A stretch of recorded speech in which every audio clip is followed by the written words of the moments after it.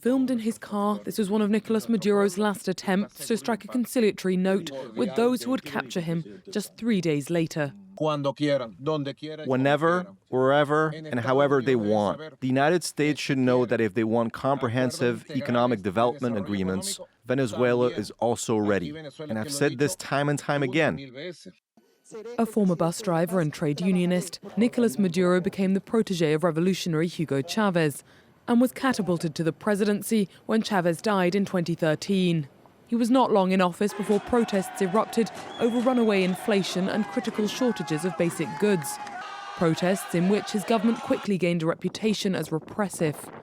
Indeed, the International Criminal Court opened an investigation into the regime in 2021 for alleged crimes against humanity, including torture and sexual violence. Millions of Venezuelans have left the country under his rule due to political and economic troubles. As, despite sitting on the world's largest oil reserves, the country's economic hardships continued and only worsened as international sanctions ramped up against his regime, deemed undemocratic by the US, Europe and much of Latin America, who declined to recognize both his 2018 and 2024 re-elections.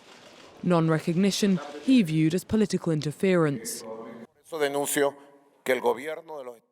I denounce the US government, which, along with Elon Musk and the international fascist Javier Milei, are leading attempts to destabilize our people and carry out a coup against Venezuelan democracy.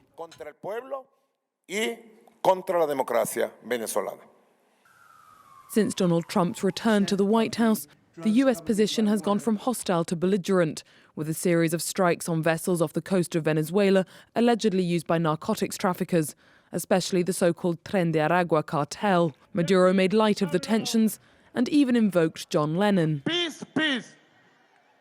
Hacer todo por la paz. Como decía John Lennon, ¿no?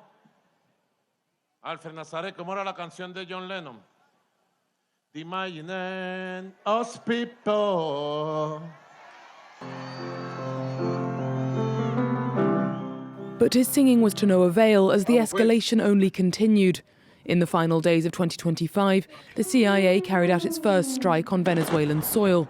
And on the night of the 2nd of January 2026, Caracas shook from American bombings. Just hours later, the president and his wife were in US custody, being flown to the United States, where Maduro faces charges of narco-terrorism.